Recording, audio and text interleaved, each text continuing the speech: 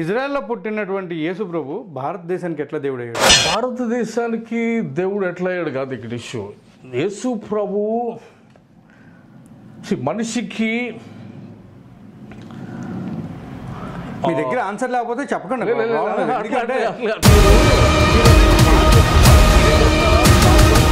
Cover చేసుకొని చూడొద్దు, నిజం మాట్లాడదాం. క్రైస్తవ్యం వల్ల ఎవరు మోసపోయిన వాళ్ళు లేరంటారా? క్రైస్తవ్యం వల్ల ఎవరు బాధపడిన వాళ్ళు లేరంటారా? క్రైస్తవ్యం వల్ల ఎవరు వాళ్ళు నమ్మిన ధర్మాలను కోల్పోయిన వాళ్ళు లేరంటారా? అదే క్రైస్తవము అర్థం కాక, క్రైస్తవం గురించి తెలియక మిస్గైడ్ అయిన వాళ్ళు ఉంటారు. కానీ క్రైస్తవం గురించి పూర్తి అడిగింది ఏంటి? ఎక్స్ క్రిస్టియన్స్ వాళ్ళ గురించి కూడా అడిగాను. వాళ్ళ గురించి ఏం మాట్లాడలేకపోయారు మీరు? ఎక్స్ క్రిస్టియన్స్ వాళ్ళు ఇన్ఫర్మేషన్ లేకుండా సైడ్ ట్రాక్ అయినారు అంతే. క్రిస్టియన్స్ ని వెనక్కి తేవడం కోసమే నేను వచ్చిన. అర్థం చేసుకుంటే వాళ్ళు ఉండరు అక్కడ. 66 బైబిల్ గ్లోబల్, అందులో తోమా గ్రంథం లేదు, జీసస్ క్రైస్ట్ సంబంధించింది లేదు, లాట్ ఆఫ్ ఈవెన్ మేరీ మ్యాగ్లిన్ సంబంధించింది లేదు, అండ్ మేరీకి సంబంధించింది అసలే లేదు. క్రిస్టియానిటీ అనేది చాలామందికి ఎన్నో పెడార్థాలు కనిపిస్తున్నాయి. ఎందుకంటే క్రిస్టియానిటీ వల్ల దొంగ పాస్టర్లు వస్తున్నారు, డబ్బులు దోచుకునే వాళ్ళు వస్తున్నారు, శవాల్ని అడ్డం పెట్టుకుని రాజకీయాలు చేసేవాళ్ళు వస్తున్నారు. ఆ తర్వాత అన్నిటికంటే మెయిన్గా చెప్పాలి అంటే ఇతర మతస్థుల్ని కించపరచడానికి ఇసమంతా కూడా ఆలోచించకుండా వాళ్ళని దూషించడం మొదలు పెడుతున్నారు. అవన్నీ ఎంతవరకు కరెక్ట్ అంటారు?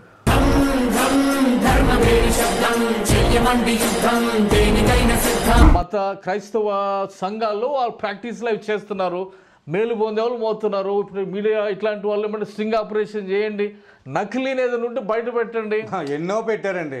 ఎన్ని బయట పెట్టినా మనం దులిపేసుకుంటున్నాం కదా.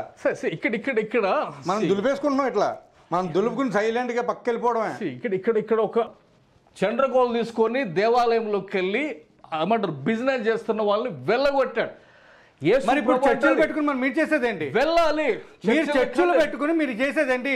దశంభాగాలు చొప్పున కర్చీఫ్లు అమ్ముకుంటూ, ఆయిల్ అమ్ముకుంటూ, అది వ్యాపారం కదా. వ్యాపారం చేసి అప్పుడు చేసేస్తే చూరుకుంటారా మిమ్మల్ని?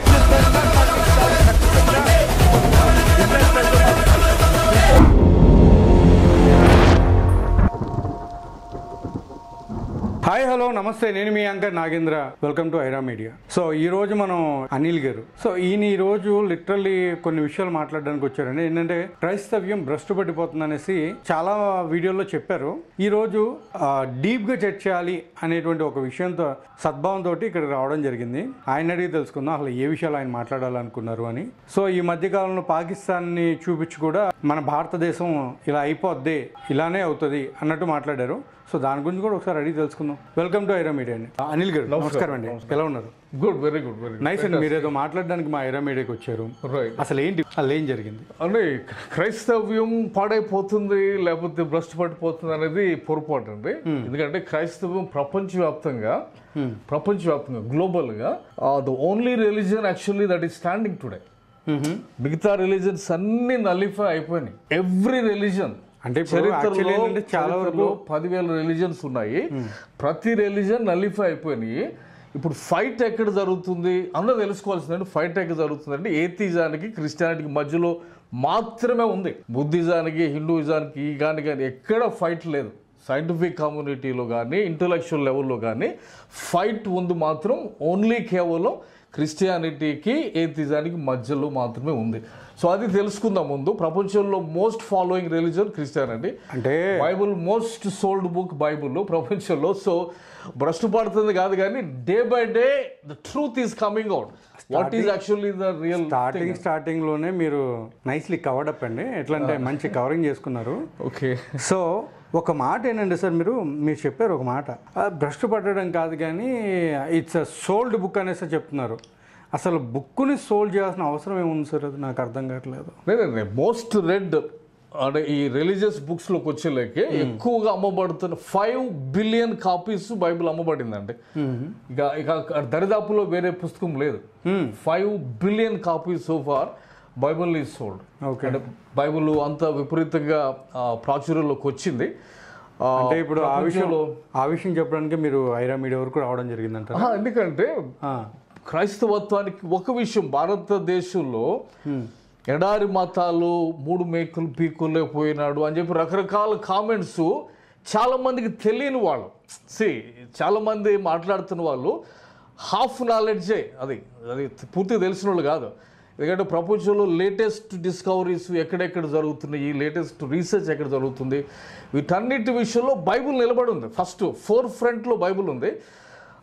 బట్ నా దేశంలో బైబుల్ ఇన్సల్ట్ చేయబడుతుంది. ఇన్సల్ట్ అనేది చాలామంది తెలియక బైబుల్ ఇన్సల్ట్ చేయబడుతుందండి, లేకపోతే బైబుల్ని నమ్మిన వాళ్ళందరూ కూడా ఇతర గ్రంథాలని దూషించబడుతున్నారా, ఇన్సల్ట్ చేస్తున్నారా?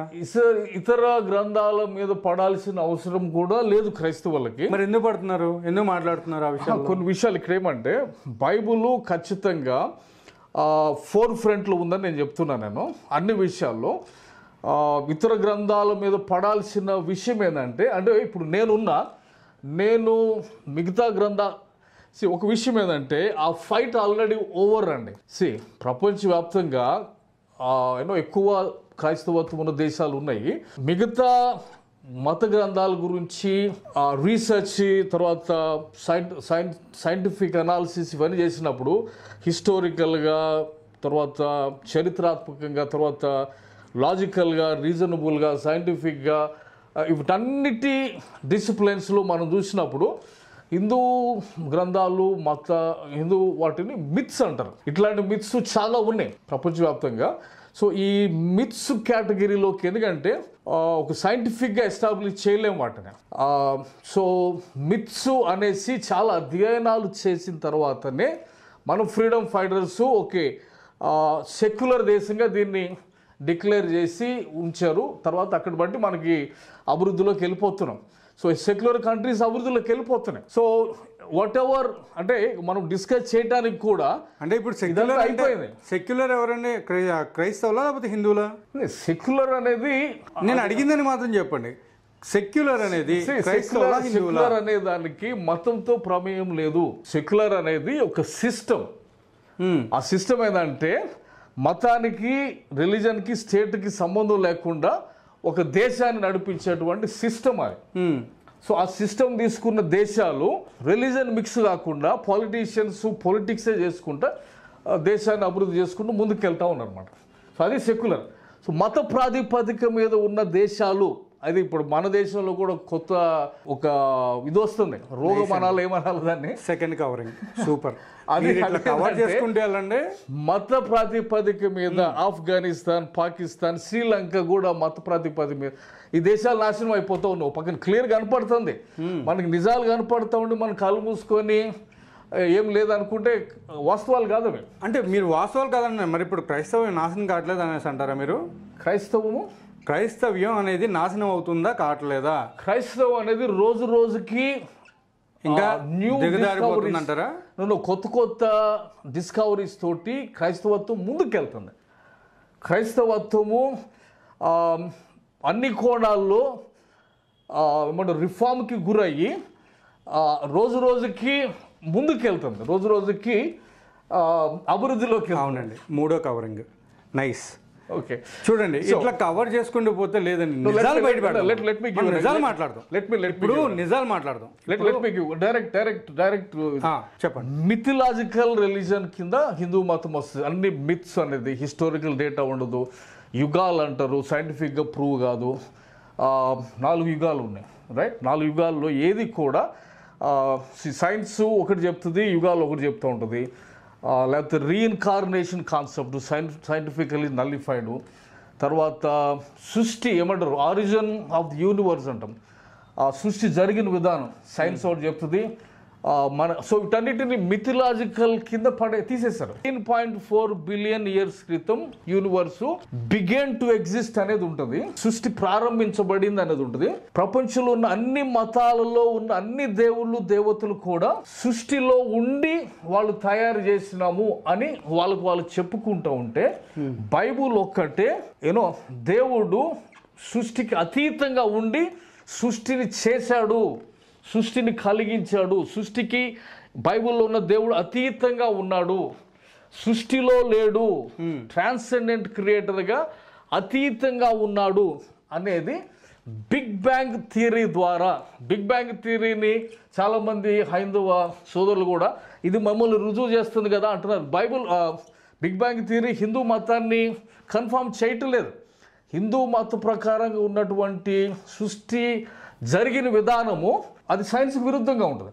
సైన్స్ చెప్తుంది ఏంటంటే creator out side the creator ఉంటాడని. బైబుల్ చెప్తుంది కరెక్ట్గా అదే. సో 10,000 మతాలలో బైబుల్ ఒక్కటే నిలబడింది అక్కడ. ఇక్కడ సింపుల్ ఇష్యూ ఏంటంటే బిగ్ బ్యాంగ్ టైంలో జరిగింది ఏంటంటే స్పేస్, టైం, మ్యాటర్ 3 కూడా ఉనికిలోనికి వచ్చినాయి. సైంటిస్టులు ఎంతవరకు వెనక్కి వెళ్ళగలుగుతున్నారంటే మిలియన్త్ ఆఫ్ సెకండ్కి సృష్టి జరిగిన ఆ సెకండ్ని మిలియన్ భాగాలు చేస్తే ఆ మిలియన్ సెకండ్ వరకు సైన్స్ తీసుకెళ్తుంది. ఇప్పుడు అక్కడ జరుగుతుంది ఏంటంటే సైన్స్కి సృష్టికి అతీతంగా ఉన్నటువంటి దాన్ని బట్టి సృష్టి కలిగింది. టైం కూడా బిగ్ బ్యాంగ్తో ప్రారంభించబడింది అనేది సైన్స్ చెప్తుంది అనమాట. సో అది బైబుల్ చెప్తుంది. బైబుల్ చెప్తుంది అంటే in the beginning God created heavens and earth. Time, space, matter మొదటి వచనంలోనే బైబుల్లో మనకి కనపడుతుంది అనమాట. ఏది ఉనికిలోనికి వచ్చినట్టుగా. సో 10,000 మతాలు నల్లిఫై అయిపోయినాయి అక్కడ. సో బైబుల్ వీటన్నిటిలో రాజగ్రంథంగా నిలబడింది అనేది which is established fact. So అటువంటిది భారతదేశంలో ఇన్సల్ట్ చేయబడతాం అనేది అది తప్పు, శోచనీయం. ఇప్పుడు మీరు చెప్పే విధానాలు ఎట్లా ఉన్నాయంటే ఒకసారి నల్లిఫైడ్ అంటారు, కానీ మీకు తెలియాల్సింది ఏంటంటే బైబుల్నే జెల్లిఫైడ్ చేసినటువంటి గ్రేటెస్ట్ పీపుల్ ఉన్నారు క్రిస్టియానిటీలో. బైబుల్లో ఉన్నటువంటి గ్రంథాలనే జెల్లిఫై చేశారు. అంటే ఏంటి? జల్లెడ పట్టేసి, అంటే తెలియక 73 గ్రంథాలు ఉంటే అబ్బా ఇక్కడ చూడండి ఇదే చెప్తున్నాను కదా, వీళ్ళు ఒప్పుకునేది లేదు ఎంత వరకు కూడా ఇదే. ఇప్పుడు ఏంటంటే క్యాథలిక్స్ క్రిస్టియన్స్ కాదనమాట వీళ్ళకి. బైబుల్లో 2 బైబుల్స్ ఉన్నాయి. అదే మరి నేను చెప్తున్నా. అదే ఇప్పుడు ఏంటంటే మీకు అర్థం కాదు ఏంటంటే మీరు ఒప్పుకోరు నిజాన్ని. ఒప్పుకోలేదు. అవును మరి ఇప్పుడు మరి అదే నేను చెప్తున్నాను కదా, 73 గ్రంథాలు అన్నారు. ఆ 73 గ్రంథాలని జెల్లిఫైడ్ చేశారు. చేసి మీకు ఏ గ్రంథాలు కావాలో ఆ గ్రంథాలని 66 గ్రంథాలుగా కుదించుకున్నారు. 66 బైబుల్. అందులో తోమా గ్రంథం లేదు, జీసస్ క్రైస్ట్ సంబంధించింది లేదు, ఈవెన్ మేరీ మ్యాగ్లిన్ సంబంధించింది లేదు, అండ్ మేరీకి సంబంధించింది అసలే లేదు. ఇలా చూసుకుంటూ పోతే ఇంకా చెప్పుకుంటూ పోతే చాలా గ్రంథాలు ఉన్నాయి. చాలా మంది ఏం చెప్తారంటే అసలు ఉన్నది 183 గ్రంథాలు ఉన్నాయి, అయ్యి కుదించుకుని 73కి వస్తే ఆ 73 నుంచి వీళ్ళు ఇంకొక 7-8 మొత్తం అన్ని అట్లా వెళ్ళిపోయి క్రీడ్ ఆఫ్ నాసియా అని చెప్పేసి ఒకటి చెప్తున్నానండి. లేదు అది అనిల్ గారు, ఒక్క విషయం ఏంటంటే మనం కూడా కొంచెం క్లియర్గా క్లారిటీతో మాట్లాడదాం. మీరు జెల్లిఫైడ్ చేసినటువంటి గ్రంథాలు ఏవైతే ఉన్నాయో ఆ గ్రంథాలని మరి రోమన్ క్యాథలిక్ వాళ్ళు ఫాలో అవుతున్నారు, మరి వాళ్ళు క్రిస్టియన్కి సంబంధించిన వాళ్ళు కాదా? ఇప్పుడు క్రైస్తవతలో 2 తెగలు ఉన్నాయి. సో అదొక అంటే 2 తెగలు ఉన్నాయి, రోమన్ క్యాథలిక్, ప్రొటెస్టెంట్ అనేది. రోమన్ క్యాథలిక్ లో నుండి వచ్చింది Protestant. So it's all one only. So this no అక్కడ మీరు చెప్తున్నారు జరిగిన దురాచారాలన్నీ ఎదిరించి బయటకు వచ్చిన వాళ్ళు Protestant. But everybody follows the same Jesus, same God. కొంచెం డిఫరెన్సెస్తో క్రైస్తవత్వంలో 2 వర్గాలు ఉన్నాయి ఖచ్చితంగా. సో కవర్ చేసుకోలేదే కవరింగ్, చెవులో ఫ్లవరింగ్ తప్పితే వేరే ఏం కనిపించట్లేదు నాకు. నెక్స్ట్ మీరు కంటిన్యూ చేయండి చెప్తారు. క్రైస్తవత్వంలో 2 వర్గాలు ఉన్నాయి అనేది వాస్తవము. బట్ ఇక్కడ ఇష్యూ ఏంటంటే అది కాదు. ఇక్కడ ఇష్యూ ఏమంటే ఇప్పుడు 2 వర్గాలే ఉన్నాయి కదండి. క్రైస్తవత్వంలో డినామినేషన్ కింద చాలా ఉండొచ్చు కానీ బట్ మేజర్ సెక్టర్స్ 2 ఉంటాయి. 2 క్యాథలిక్, ప్రొటెస్టెంట్. బట్ ఇక్కడ ఇది కాదు. ఇక్కడ ఇష్యూ క్రైస్తవత్వం అనేది ఇన్సల్ట్ చేయబడతాం అనేది ఇండియాలో తప్పు. Let's talk what is good. నేను ఒకే క్వశ్చన్ వేస్తాను.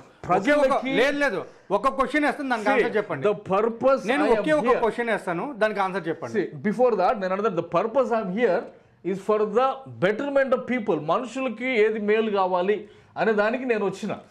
ఇన్సల్ట్ చేయబడుతుంది, నా మతం కోసం పోరాడతా, అది ఇది కాదు. ఇక్కడ నా దేశానికి నష్టం కలగకూడదు అనే దాంతో నేను ఇక్కడికి వచ్చి కూర్చున్నా. కాబట్టి I'm ready to take any kind of question and I'm ready to answer anything. Can I ask? Please, any question. ఇజ్రాయెల్లో పుట్టినటువంటి యేసు ప్రభు ప్రపంచం మొత్తానికి దేవుడు ఎట్లా అయ్యాడు? ఇజ్రాయెల్లో పుట్టినటువంటి యేసు ప్రభు ప్రపంచానికి ఎట్లా దేవుడు అయ్యాడంటే ఇజ్రాయెల్లో మనుషులు 2 ఉన్నాయి ఇక్కడ. 2 కాదు, నాకు ఒకటే చెప్పండి ఫస్ట్. ప్రపంచంలో 2 రకాలు ఉన్నాయండి. 2 రకాల మనుషులు ఉన్నారు. ఒకటి రిలీజియస్ పీపుల్, ఒకటి non religious people who follow God. రిలీజన్లో ఉన్న వాళ్ళు వాళ్ళ ఆచారాలు వాళ్ళ సాంప్రదాయాలలో వాళ్ళు ఇరుక్కొని ఉంటారు, ఇంక్లూడింగ్ జూడాయిజం. సో రిలీజియస్గా ఉన్న వాళ్ళకి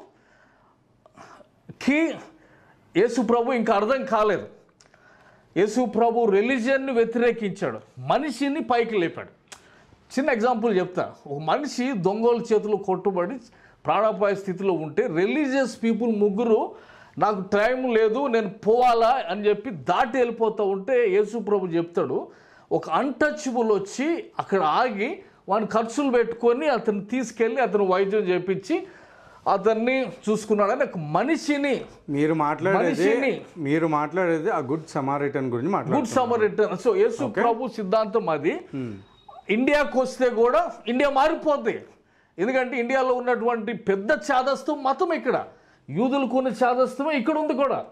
ఒక్క నిమిషం. సో మతం అనేది simple example. Let me just finish it. Yesu ప్రభు ఒక చిన్న కథ చెప్తారు. ఆ కథలు ఏమంటే ఒక తండ్రికి 2 కొడుకులు ఉన్నారు. ఒకడేమో తండ్రి వెనకాల ఇంట్లో ఉన్నాడు, తండ్రితోనే ఉన్నాడు ఇంట్లో. ఒకడేమో తండ్రికి తిరుగుబాటు చేసేసి ఎక్కడికి వెళ్ళిపోయి మొత్తం జీవితం నాశనం చేసుకొని మరలా నేను తప్పు చేశాను తండ్రి కాలు మీద పడి క్షమాపణ వండుకొని రిటర్న్ అవుతాడు. 2 కొడుకులు, ఒకడు రిలీజియన్కి సంబంధించినోడు సింబాలికల్లీ, ఒకడు రిలేషన్షిప్కి సంబంధించినడు. సో యేసు ప్రభు ప్రమోట్ చేసింది God is not abstract some force. దేవుడు ఇప్పుడు మన హిందూయిజంలో బ్రహ్మ అంటాం. ఇక మోరల్ స్టాండర్డ్ దగ్గరికి వెళ్తే కూతురు వెనకాల పడతాడు. దేవుడు అంటే ఫస్ట్ డిఫైన్ చేయాలా. దేవుడు అంటే బైబుల్ క్లారిటీగా డిఫైన్ చేస్తుంది. మిగతా ఏ గ్రంథాలు కూడా అంత క్లారిటీ ఇవ్వటం నేను చూడట్లేదు. దేవుడు అంటే ఫస్ట్ పరిశుద్ధుడు, దేవుడు అంటే సత్యం. బైబుల్ చెప్తుంది దేవుడు కెనాట్ లై, దేవుడు అబద్ధం ఆడలేడు. దేవుడు అబద్ధం ఆడలేదు అని చెప్పి మీరు మీ ఇష్టం ఉన్నట్టు అబద్ధాలు చెప్తారు. అబద్ధాలు ఆడటం అనేది క్రైస్తవ విరుద్ధము. No question about it. ఎందుకంటే బైబుల్లో ఉన్న దేవుడు సత్యం అయి ఉన్నాడు, ప్లస్ ఆయన he cannot lie, he is incapable of lying అని బైబుల్లో ఉంటుంది. అనిల్ గారు, సో నేను ఇక్కడ నిజాలే మాట్లాడుతున్నా. ఇక్కడ నేను మాట్లాడుతుంది ఏమంటే రిలీజియన్, రిలేషన్షిప్. యేసు ప్రభు మొత్తం వచ్చి చెప్పింది ఏంటంటే మనిషి మతంలో ఉండిపోయి రిలేషన్షిప్ను కోల్పోయాడు, రిలీజన్లో ఆగిపోయాడు. సో ప్రపంచాన్ని చూడండి, రిలీజన్ బేస్డ్ ఉన్న సొసైటీస్ డెవలప్మెంట్లోకి వెళ్ళట్లేదు.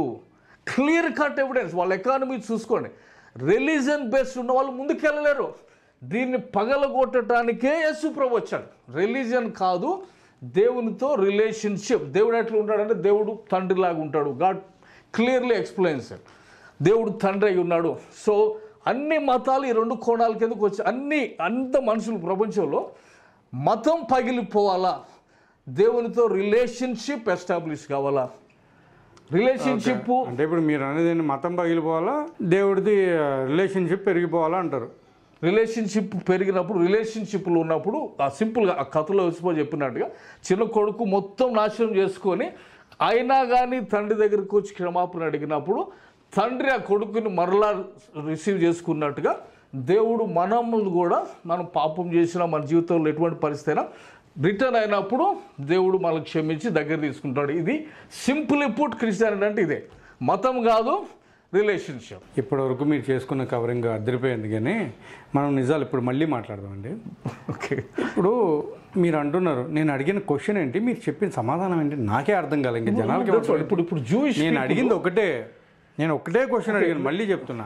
జూయిష్ పీపుల్ జీసస్ క్రైస్ట్ అని మీరు మాట్లాడేటువంటి ఆయన ఇజ్రాయెల్లో పుట్టితే ఇక్కడ ప్రపంచం మొత్తానికి దేవుడు ఎట్లా అయ్యాడు అన్నాడు. దట్స్ వాట్ ఇజ్రాయెల్ అదే చెప్తుంది. ఇజ్రాయెల్లో యేసు ప్రభు వచ్చిన టైంలో యూదా మతం అనేది ఉంది. ఆయన చెప్పింది కూడా ఒక మాట క్లియర్గా చెప్పాడు, నేను వచ్చింది వీళ్ళ కోసమే. అంటే యేసు ప్రభు వచ్చినప్పుడు యూదా మతం అనేది భారతదేశంలో హిందూ మతం ఎట్లా ఉందో ఇంకో చోట బుద్ధిస్ట్ మతం ఎట్లా ఉందో అట్లా అక్కడ యూదా మతం అనేది చాలా స్ట్రిక్ట్గా ఉంది. వాళ్ళు ఎంత స్ట్రిక్ట్ అంటే వ్యభిచారంలో పట్టుబడుతుందని ఒక లేడీని రాళ్ళతో కొట్టి చంపేద్దాం. యేసు ప్రభు అంటే రాళ్ళతో కొట్టి చంపేస్తే ప్రాబ్లం సాల్వ్ కాదురా బాబు, మనిషి లోపల నుండి మారాలా అని ఆయన టీచింగ్. అది జనాలకు నచ్చింది.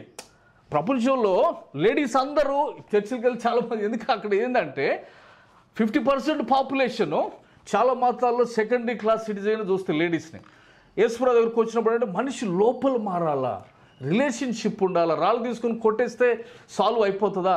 ఇది కాదు.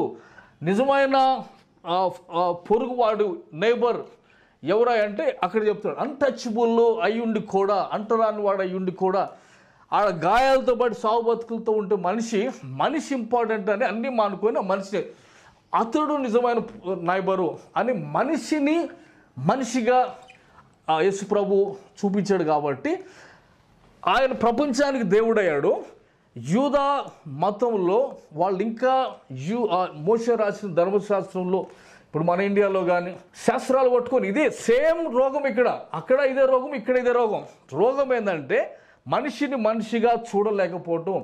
ఇక్కడ అన్టచబుల్స్ అని చెప్పి అకృత్యాలు మనం చేసినాము, అక్కడ రాళ్ళు తీసుకొని కొట్టారు లేడీస్ని, అక్కడ మతం పేరిటతో రకరకాల ఏమన్నాడు యేసుప్రభు అంటాడు చూస్తున్నామని చెప్పుకుంటున్నారు కానీ వీళ్ళు యాక్చువల్ గుడ్డోళ్ళు. అంటే ఇప్పుడు మీరు అనేదండి అక్కడున్న రోగాలని ఇక్కడ తీసుకొచ్చి భారతదేశాన్ని పట్టించింది మీరే అంటే.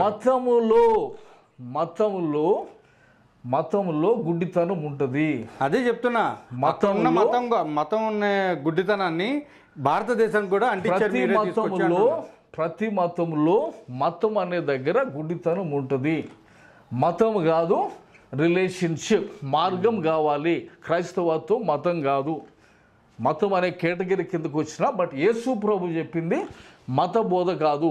ఆయన మనిషిగా దేవునితో కలిపేదానికి ఈ లోకానికి వచ్చిన మధ్యవర్తి, పాపాల కోసం చనిపోవడానికి వచ్చిన బలి పశువు, లేకపోతే ప్రాయశ్చిత్తం చేయడానికి వచ్చినటువంటి ప్రభు. అందుకే ప్రపంచం ఆయన నమ్ముతుంది, ఆయన అంగీకరించారు. యేసు ప్రభు సత్యమై ఉన్నాడు, ఇవన్నీ ఉన్నాయి. సో మతం అనేది గుడ్డితనంలో తీసుకెళ్తుంది. ఇప్పుడు అక్కడ ఒక ఎగ్జాంపుల్ చెప్తా. యూదా మతం ఎందుకు యేసు ప్రభుని ఇంకా అంగీకరించలేదు? యూదా మతంలో ఒక సిస్టమ్ ఏంటంటే సబ్బాత్ అని ఒకటి ఆచరిస్తారు. అంటే 6th డే, ఆ రోజున ఏ పని చేయకూడదు. 7th డే ఏ పని చేయకూడదు, విశ్రాంతి తీసుకోవాలనేసి ఉండదు. ఆ రోజునే యేసు ప్రభు వెళ్ళి రోగులు స్వస్థపరుస్తుంది. అక్కడే వాళ్ళకి ప్రాబ్లం అయ్యేది. యేసు ప్రభు పర్పస్ఫుల్లీ ఈ ఆచారాలని పగలగొట్టాడు.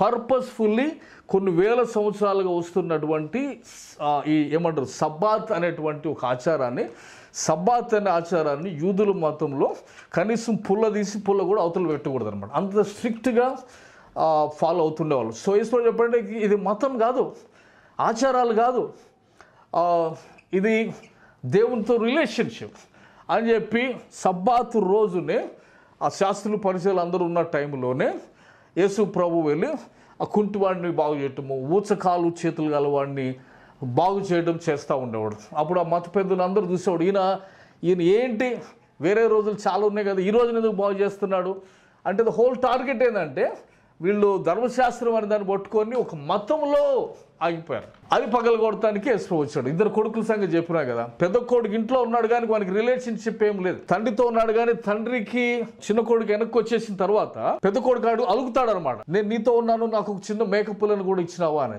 అరే నా ఎన్ని నీయే కదా, నువ్వెన్ని మేకపిల్లకు. తండ్రితోనే ఉండొచ్చు, ఆయన ఎన్ని మనయని మనకు తెలియకపోవచ్చు. ఆయన ఎన్ని మనయే అని తెలుసుకున్నప్పుడు ఆ దేశాలు, ఆ మనుషులు అభివృద్ధిలోకి వెళ్ళి ఎకనామిక్గా డెవలప్ అయిపోయినారు.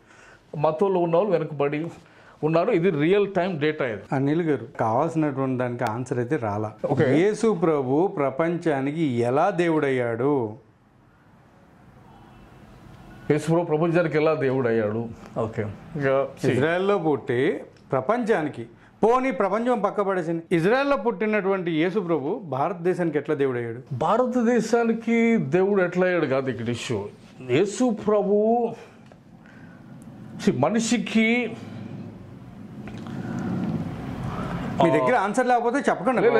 ఎందుకంటే మీరు నేను ఒక మాట చెప్తున్నాను, ప్రాబ్లం మనం కవర్ చేసుకొని చూడొద్దు, నిజం మాట్లాడదాం. ఇక్కడ ఏంటంటే నాకు కాదు, ఇప్పుడు నేను అడిగే ప్రతి క్వశ్చన్ కూడా కొంతమంది సింపుల్ ఒకే లైన్ లో చెప్తాను. అదే మతం అనేది అది ఏ మతం అయినా కానీ మన సొంత ఎఫర్ట్ తోటి మనం దేవుణ్ణి చేరుకోవాలని చేసే ప్రయత్నాన్ని మతం అంటాం. ప్రపంచంలో అందరూ ఏదో మతం కింద ఉన్నారు. కానీ యేసు ప్రభు అందరికి దేవుడు ఎందుకు అయ్యాడంటే యేసు ప్రభువులో ఉన్న విషయం ఏంటంటే నువ్వు ఎఫర్ట్ చేసుకొని వచ్చేది కాదు, నేనే నీ కోసం వచ్చాను, నీకు నువ్వుగా ఎఫర్ట్ చేసుకొని నువ్వు పరిశుద్ధుడు కాలేవు, నేనే నీ కోసం ఆయన చేశాను అని ఆయన వచ్చాడు కాబట్టి, అది అంగీకరించారు కాబట్టి ప్రపంచంలో అందరూ ఎక్కువ మంది యేసు ప్రభుని వెంబడిస్తూ ఉన్నారు.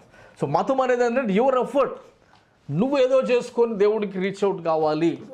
ఏదో ఒకటి చేసుకుని కాదండి, ఇప్పుడు ఆచారాలు ఆచారాలు సాంప్రదాయాలు అనేది ఓన్లీ భారతదేశానికి సంబంధించినటువంటి ఏకైక విషయాలు అవి. ప్రపంచంలో ఏ మతంలో అయినా కానీ అన్ని మతాలు ప్రతి మతంలో ఆచారాలు ఉన్నాయి, వ్యవహారాలు ఉన్నాయి అనేది మాత్రం తప్పండి. ఎందుకంటే ఆచారాలు వ్యవహారాలు అనేది ఓన్లీ హిందూ మతాల్లో, హిందూ గ్రంథాల్లో అక్కడ మాత్రమే ఉన్నాయి నాకు తెలిసినంత. ఆచారాలు సాంప్రదాయాలు బౌద్ధ మతంలో ఉన్నాయి అని లైక్ మోస్ట్ అవి ఉన్నాయి, అవి వేరు.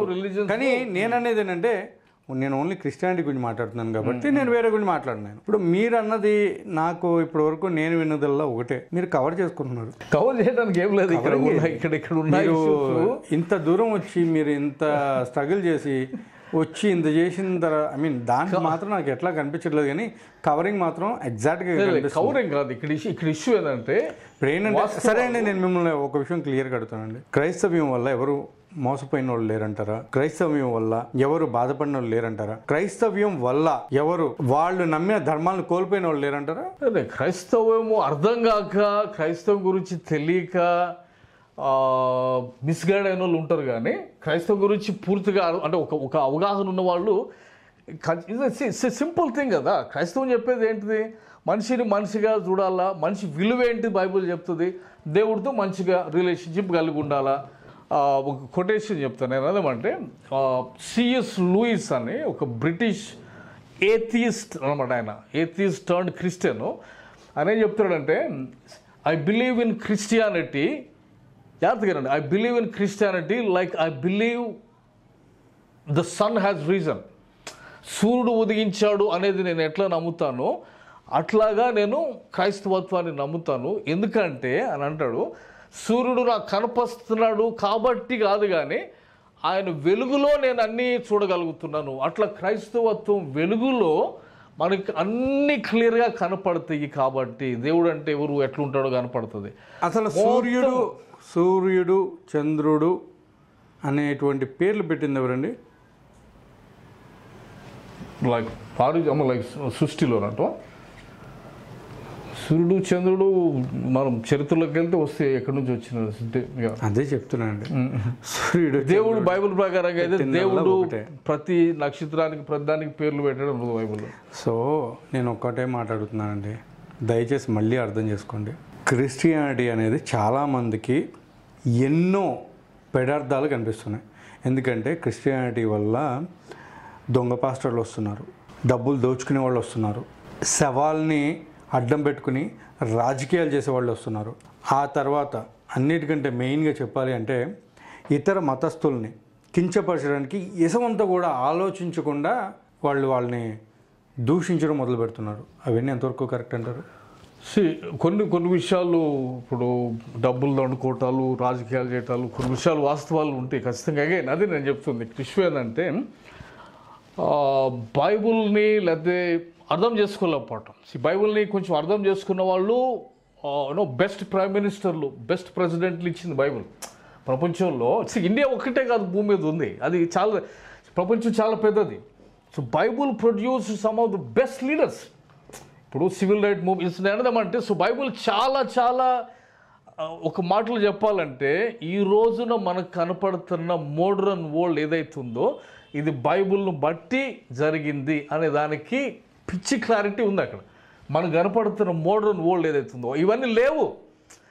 సో బైబుల్ తెలిసి తెలియక కొన్ని ఆఫ్రికన్ దేశాలు బైబుల్ని అడ్డం పెట్టుకుని పిచ్చి పనులు చేసేవాళ్ళు చాలా మంది ఉన్నారు. ఇండియాలో ఉన్నారు, నైజీరియాలో ఉన్నారు. నైజీరియాలో చాలా క్రిస్టియన్స్ అంటారు, వాళ్ళంతా పాడైపోయిన వాళ్ళు లేరు, లేకపోతే డ్రగ్స్ డీలర్స్ లేరు. భారతదేశం గురించి మాట్లాడదాం, భారతదేశం గురించే మాట్లాడదాం, నైజీరియా గురించి వెళ్దాం. కానీ ఇప్పుడు అంటే ఇక్కడ ఏంటంటే అవగాహన లేకపోవటం. బైబుల్ భారతదేశంలో ఉన్నటువంటి ఎవరైతే హిందువులు ఉన్నారో వాళ్ళకి అవగాహన లేక క్రైస్తవ్యంలోకి వచ్చి ఇలాంటి దారుణాలు చేస్తారు అని మీరు చెప్తున్నారు. బైబుల్ గురించినటువంటి పరిపక్వత అంటే అవగాహన లేని వాళ్ళు వచ్చి అంటే కొన్ని కొన్ని డెఫినెట్గా పొరపాట్లు జరుగుతున్నాయి ఖచ్చితంగా. సో అదే ఇక్కడ ఇదేంటంటే దాని గురించినటువంటి డెప్త్ అనాలిసిస్ అవగాహన ఉన్నవాళ్ళు మాట్లాడాలి. ఇప్పుడు యాక్చువల్గా నేను నిన్న ఒక హిందూ ఏథీస్ట్గా మారి ఏథీజం నుంచి క్రిస్టియానిటీలోకి వచ్చిన ఆయన కెమిస్ట్ ఏమంటారు ఒక సైంటిస్ట్ మాట్లాడుతూ వింటా ఉన్నాను. ఏథీస్ట్ అయ్యాడు హిందూ, అందులోంచి బయటకు వచ్చి ఫస్ట్ దేవుడు లేడనే దగ్గరికి వచ్చి హిందూ మతాలు ఉన్నాయన్నీ అవి ఏమంటారు స్టోరీస్ అని చెప్పేసి అందులోంచి బయటకు వచ్చేసి ఆయన రీజన్, లాజిక్, సైంటిఫిక్ ఇవన్నీ అలా ఎనాలిసిస్ చేసుకుంటా సైన్స్ నాకు అన్నిటికీ ఆన్సర్ ఇస్తుంది కదా, ఇక నాకు ఇంకోటి ఏంటి అవసరం ఏంటి, సైన్స్ అని చెప్పినప్పుడు సైన్స్ నాకు లాస్ ఉన్నాయి, గ్రావిటీ ఒక లా ఇవన్నీ చెప్తుంది, కానీ ఎందుకు ఉన్నాయి అనేది చెప్పలేకపోయిందని చెప్పి ఇంకా ఆయన సత్యాన్వేషణ ఇంకా ముందుకు వెళ్ళినప్పుడు నా final he's become a Christian. So అంటే అట్లాంటి డైరెక్షన్లోకి సొసైటీ వెళ్తుంది ఇప్పుడు. యూనో సైంటిఫిక్ డిస్కవరీస్ అక్కడ జరుగుతున్నాయి అన్నమాట. సో ఇవి మాట్లాడాలా. సో అదేంటిదంటే అడ్వాన్స్డ్ స్టేజ్లో ఉన్నవాళ్ళు అవి తెలియకుండా ఏమంటారు చాలామంది క్రిస్టియన్స్లో కూడా తప్పులు చేసేటోళ్ళు ఉన్నారు డెఫినెట్గా.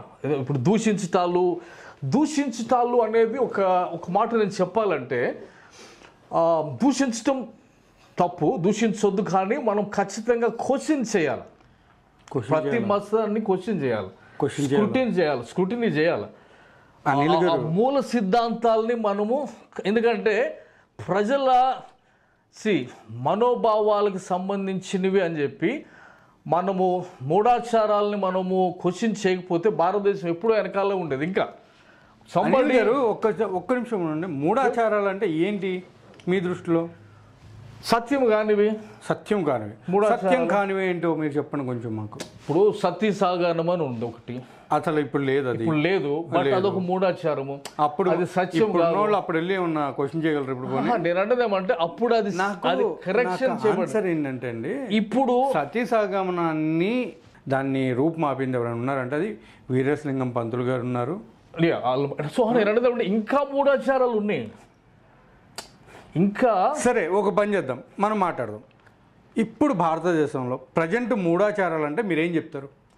మూఢాచారము అంటే ఇంకో మాట ఏంటంటే ప్రపంచంలో దాదాపు సివిలైజేషన్ వచ్చేసి ఒక చిన్న ఉదాహరణ, ఇప్పుడు ఈక్వాలిటీ అనేది ఒకటి వచ్చేసింది, బట్ మనకి ఇంకా మనకు బుర్రల్లో క్యాస్ట్ సిస్టమ్ పెట్టుకున్నాం అనుకో, అది ఈక్వాలిటీకి వ్యతిరేకంగా ఉంటుంది. సో దాన్ని ఇంకానే మనము నమ్ముతా, దాన్ని ఇంకానే ఆదరిస్తూ ఉన్నామంటే మన సొసైటీ ఎక్కడికి ఇదన్నీ కూడా ఈ మూఢాచారాలు ఎందుకు మనం ప్రశ్నించాలంటే అవి సొసైటీకి డ్యామేజ్ చేస్తే ఖచ్చితంగా ప్రశ్నించాలి.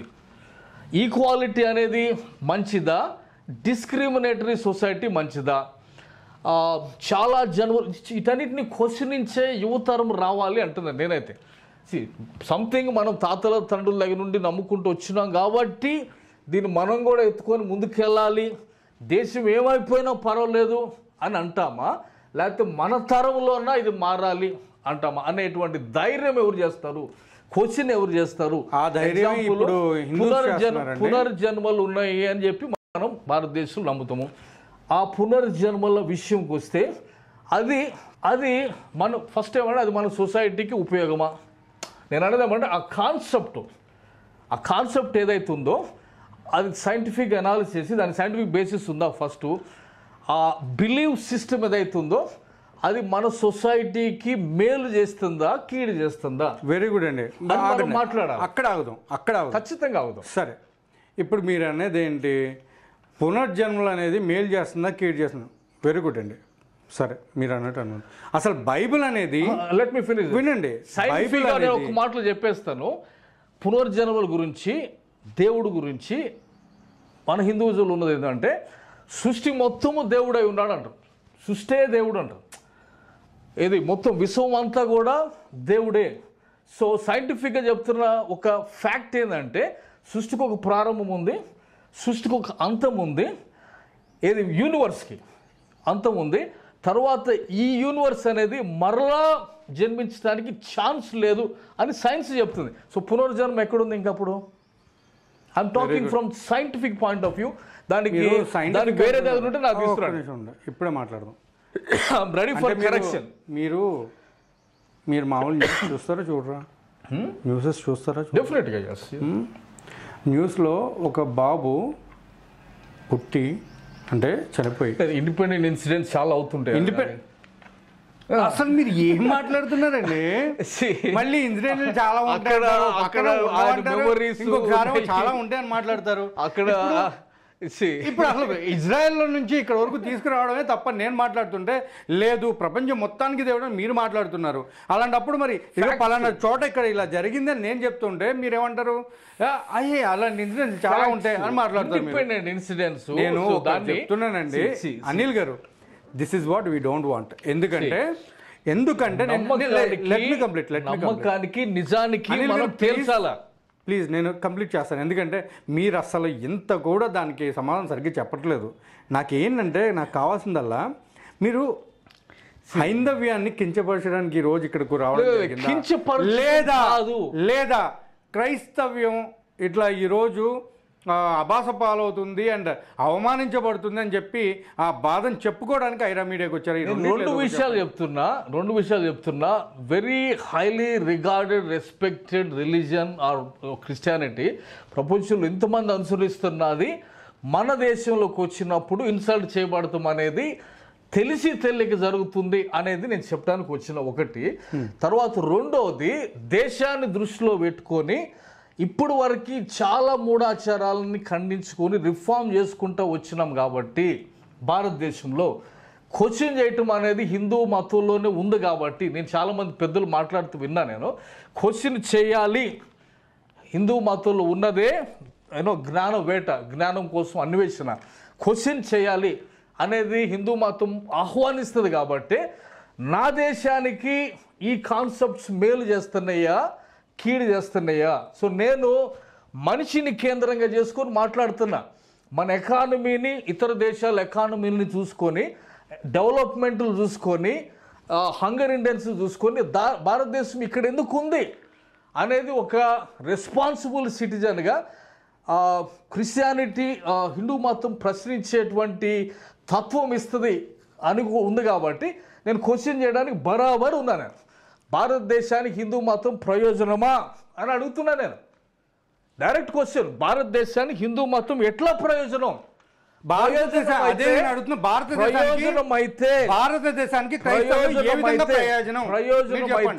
ప్రయోజనం అయితే 5,000 సంవత్సరాలకు ఉన్న నా భారతదేశ సంస్కృతి ఈ రోజున ఇంత వెనుకబడతానికి కారణం ఏంటి? ప్రయోజనం అయితే ప్రపంచవ్యాప్తంగా దీన్ని ఎందుకు ఎత్తుకోలేదు? మీరు ఒక క్వశ్చన్ వేసేటప్పుడు ఆ క్వశ్చన్ ఒక్కొక్కటి అడగండి, నేనే చెప్తా. ఎందుకంటే చాలా మంది ఉన్నారు చెప్పడానికి కూడా. డెఫినెట్గా ఇప్పుడు మీరు అన్నారు ప్రయోజనం, ఇప్పుడు మీరేమన్నారు 5,000 సంవత్సరాల క్రితం వచ్చింది అయితే 5,000 సంవత్సరాల క్రితం వచ్చిందబ్బా. 5,000 సంవత్సరాల క్రితం వస్తే మనమే ఫస్ట్ డెవలప్. బ్రిటిష్ వాడు వచ్చి తీసుకెళ్ళిపోయాడు, 40 లక్షల కోట్లు తీసుకెళ్ళిపోయాడు. మన చేతగానులు అయితే తీసుకెళ్తారు. నీ ఇంటి మీదకి ఎవడని వచ్చి నీ ఇంట్లో తీసుకెళ్తున్నాడంటే ఏంటి దాని అర్థము?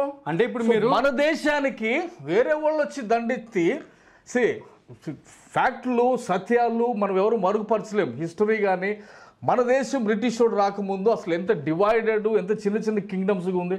కొంచెం వెనక్కి వెళ్తే 16వ శతాబ్దంలో బైబుల్ రాకముందు ప్రపంచం ఎట్లా ఉంది? బైబుల్ వచ్చిన తర్వాత ఎన్ని డెవలప్మెంట్స్ వచ్చినాయి? వీటి గురించి డిబేట్ చేయడానికి నేను రెడీగానే ఎవరుతానని. కానీ ఎందుకు మాట్లాడుతానంటే because my country is about 1.4 billion people. 1.4 billion మంది ఉన్న దేశంలో మనం వీటిని ఖచ్చితంగా అడగాల్సిందే. మనకంటే వెనకాల వచ్చిన చైనా అభివృద్ధిలోకి వెళ్ళిపోతుంది. మత ప్రాతిపదిక మీద ఈ దేశాన్ని ఇంకా వెనక్కి తీసుకెళ్దామంటున్నారు. అట్లా వెళ్ళిన దేశాలు నాశనం అయిపోవటం మన కళ్ళ ముందే చూస్తున్నాము.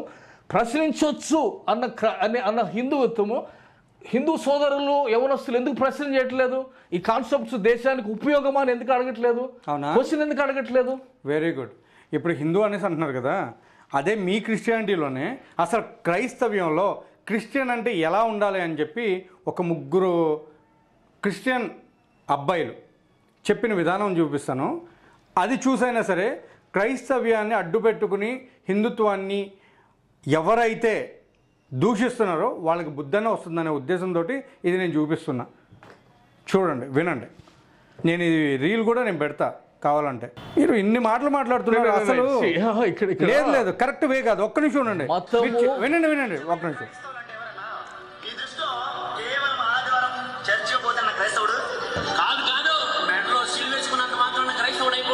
చేతిలో బైబిల్ పట్టుకున్నంత మాత్రాన క్రైస్తవుడైపోడు. ఫోన్ వాల్ పేపర్ ఏసయ్య ఫోటో పెట్టుకున్నంత మాత్రాన క్రైస్తవుడైపోడు. ప్రతి ఆదివారం గుడికెళ్ళినంత మాత్రాన క్రైస్తవుడైపోడు. నిజమైన క్రైస్తవుడు అంటే ఎవరో తెలుసా? యేసును ప్రజలకు చూపించేవాడు, యేసులాగా బ్రతికినవాడు నిజమైన క్రైస్తవుడు. యేసులాగా బ్రతకలేకపోతే మానే, యేసులాగా బ్రతకలేకపోతే క్రైస్తవుడు అని పేరు తీసేసుకో. బరాబర్ నిలబడాలంటే యేసు క్రీస్తులాగా నువ్వు బ్రతకాలి. యేసు క్రీస్తులాగా బ్రతకడానికి ఈ దినమైన నువ్వు సిద్ధపడతావా? ఇది నీకోసమే. ప్రభువు అక్కడ వస్తే ఎక్కడికి వెళ్ళిపోతావు గుర్తుపెట్టుకో. బరాబర్ అగ్రి అయితే నేను అన్నదేమంటే భారతదేశంలో ఉన్న లైక్ ఎవ్రీ యంగ్ పర్సన్, ప్రతి యవనస్తుడు యేసుప్రభు లాగా తయారైపోతే భారతదేశం ఇట్లా ఉండదాబా. ప్రతి ప్రాబ్లం సాల్వ్ అయిపోతుంది. ఇన్ని సంవత్సరాలు పడుతుంది అభివృద్ధిలో రావడానికి. బరాబర్ మారిపోతుంది. ఎందుకంటే యేసు ప్రభు మతాన్ని ప్రమోట్ చేయలేదు. ఆయన just look at it. Like ఆయన 80 సంవత్సరాలు బతికి 60 సంవత్సరాలు సేవ చేసి దేశాన్ని ఉద్ధరించింది కాదు. ఆయన బతికి ఆయన చేసిన సేవే 3.5 సంవత్సరాలు. 3.5 సంవత్సరాల్లో ఒక మనిషి అంత ట్రాన్స్ఫర్మేషన్ తేగలిగితే, అదే కానీ అనుభవిస్తే, అదే కానీ అనుసరిస్తే భారతదేశం ఎట్లా? ఆయన ఎవరికి భయపడలేదు. ఫస్ట్ యేసు ప్రభు భయపడే మనిషి కాదు. ఆయన క్వశ్చన్ చేసే మనిషి. ఆయన యూద మతాన్ని అడుగడుగున క్వశ్చన్ చేశాడు. అరే లేడీస్ని రక్షించాడు. అంటరానితనము పగలగొట్టి పడేశాడు. యేసు ప్రభుని బట్టే కదా భారతదేశం ఈ రోజున అభివృద్ధిలో ఉందంటే. ఆ మాట అసలు మాట్లాడకూడదు. యేసు ప్రభువుని బట్టి భారతదేశం అభివృద్ధిలో ఉంది. భారతదేశం కరెక్ట్ కాదు. ఒక్క విషయం చెప్తున్నాను, భారతదేశమే కాదు, అనిల్ గారు భారతదేశమే కాదు. ఈ మాటలు ఏంటంటే మోడరన్ ప్రపంచము, కొంచెం ఆలోచించాలి. మోడరన్ ప్రపంచము, whatever you see today, ఈ రోజునున్న మోడరన్ వరల్డ్ అంటారు దీన్ని. మోడరన్ వరల్డ్ ఈ రోజు ఉంది, ఇట్లా ఉండడానికి కారణమే బైబిల్, యేసు ప్రభు. ఇది చారిత్రాత్మక వాస్తవం. దీన్ని వెనక్కి తీసుకెళ్ళి నాశనం చేస్తామంటే ప్రపంచంలో ఏ దేశం కూడా చూస్తూ ఉండదు.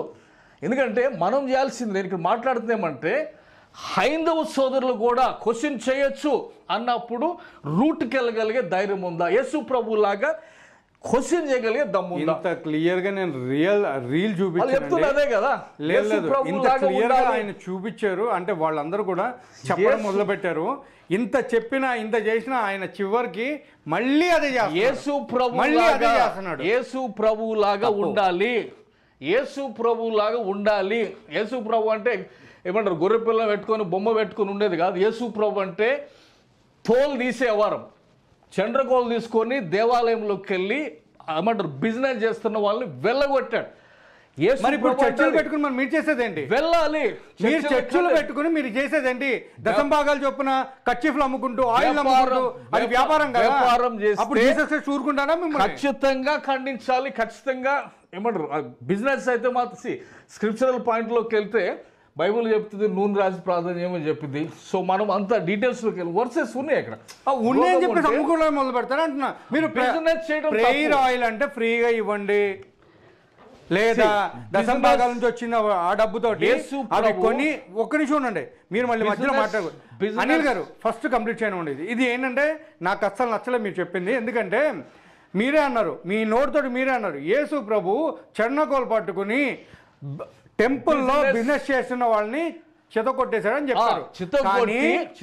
కానీ ఇప్పుడు చర్చెస్ పెట్టుకుని మీరు చేసేది ఏంటి? చితగొట్టి ఈ ప్లేస్ బిజినెస్ కాదు, సర్వ అంటే అన్ని జాతులకి ఆయన చెప్పింది ఇది నా తండ్రి ఉండేటువంటి ప్లేస్.